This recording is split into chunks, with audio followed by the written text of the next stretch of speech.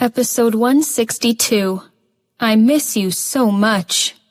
Standing under the dim street lamp, Jake was wearing a long gray trench coat. The light cast a long shadow of his figure on her body. Seeing her walking together with Henry Miller, Jake's cold eyes became even more freezing, like two winter ponds. Seeing him, Henry immediately thought of the unreasonable beating he had been given last time. Although he felt terrible, Jake was still Serena's husband, and Henry had to put up with him. Originally, he wanted to go upstairs, get something to drink, and check out how Serena's father was like. But seeing Jake's unkind look, he knew it was not the right place to stay and said, "Sunshine, I'll leave now." "All right. Thank you for today, Henry." "You're welcome. Bye now." Then, he walked down the stairs and walked to his red Renault, with the keys dangling from his finger. Jake had not said anything as he witnessed this goodbye scene between Serena and Henry. He slowly took out a packet of cigarettes, drew one, slowly lit it, and took a puff. As if she did not see him, Serena took out her keycard, swiped it, and walked into the building.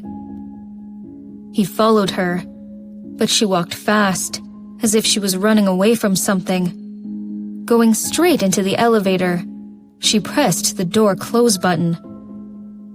A hand reached between the doors, followed by its owner. Squeezing himself in the elevator, he gazed at her with his cold, sharp eyes. Without looking at him, Serena pressed the number 16, pretending as if he did not exist. Jake inched closer, and she backed off terrified, hitting against the elevator wall.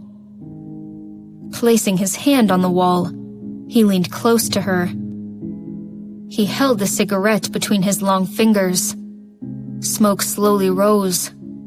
Soon, the smell filled the elevator. As he narrowed his eyes, she felt danger was approaching. "You are hiding from me?" Jake gazed at her and asked in a deep voice. Serena's breath suddenly quickened, but she turned away, not looking at or talking to him. He placed his hands on her arm. Ding! The elevator arrived on the 16th floor. Serena wanted to get past him, but her arm was caught. He used great strength, and her arm was hurting. "Let go of me!" She almost sobbed. Her voice even startled herself. Looking back, she saw those eyes of his, and felt she was about to drown in them, because they were so deep. Struggling, Serena got rid of him and ran towards the door of the apartment. She quickly searched her purse, but in a fret, she could not find her set of keys. Her heart raced as she felt Jake was behind her. However, the keys were still nowhere to be found. A puff of smoke was blown past her ear with tobacco scent, tickling her face. Her heart shuddered, and for some reason, she could no longer fight her feelings and doubled over. Her eyes became blurry. She gritted her teeth and emptied her purse on the floor. Cell phone, keycard, makeup, wallet, and in the end, her keys fell on the floor with a clank. "Here it is." Serena smiled, but a teardrop she had kept in her eyes suddenly fell.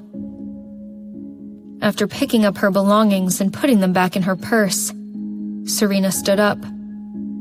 Looking up, she gazed at the man who was almost immediately behind her. Familiar scent, the gaze, and the face was so familiar. Jake reached out a hand and pushed her against the wall. His eyes were so dark and deep, as if they could suck her in. When she looked up at him, her voice choked. "Feeling guilty?" Jake's voice was deep like a cello. Biting her bottom lip, She turned her head aside and tried to push him away. However, he did not budge. He gazed at her more attentively. Forcing her against the wall, he forbade her to go away and said slowly, "What are you afraid of? Tell me." She did not say anything, but instead, tears began falling down her cheeks. Jake's look softened as he grabbed her hand and took her keys. "Let's go inside.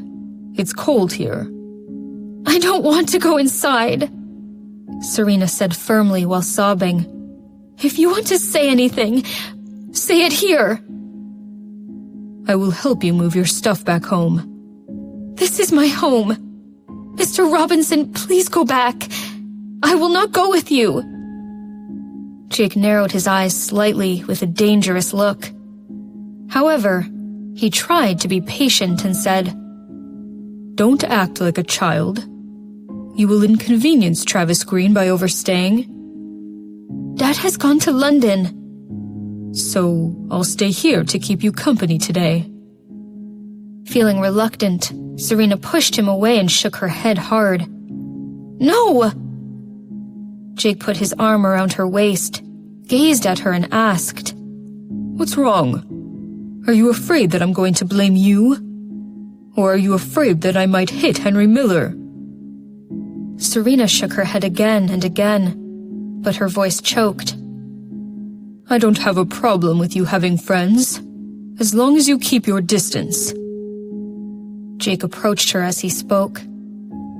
"I know Henry Miller and you are good friends, and I acted on an impulse last time, for which I apologize to you. It was only later I found out what had happened, and for that I am very grateful to him. When we have an opportunity, you can take me to thank him and apologize to him in person. How about that?" Although he still resented the idea of seeing them together, it was true that Henry did save Serena's life. An apology and gratitude were necessary. Leaning into Serena, Jake had a gentle look in his eyes as he whispered softly, "You know, I miss you so much." Smelling the faint tobacco scent, her heart was wrung by those words, making it hurt like hell. He said he missed her. He did. There wasn't an ounce of pretense in that statement. Pure emotion. She knew he meant it. However, he had gone on the business trip with that Lila Cox for an entire week. Now that he was back from the trip, he missed her.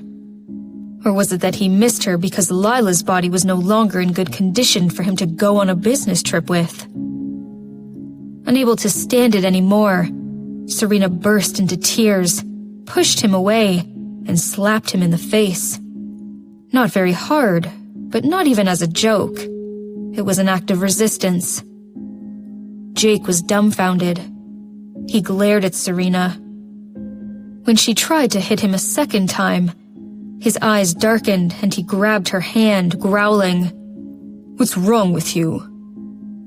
Since childhood, he had always been a success. At 26 years old, he had only been hit by one woman twice. Serena shuddered and leaned against the wall. Looking at him, she cried, Why do you have to do this to me?" Feeling absurd, Jake looked at her coldly and groaned, "Serena." He was the one who had just gotten slapped, and she was crying before he did. Paying no heed to him, she slowly unbuttoned her jacket. She was only wearing a tank top under the jacket. As she took it off, her fair, smooth skin was very alluring to Jake. Then, she lifted her tank top. Startled, Jake quickly held her hand down, barking, "Are you mad? We're outside." Serena smiled sadly and said in a low voice, "Isn't this what you want? I'll give it to you."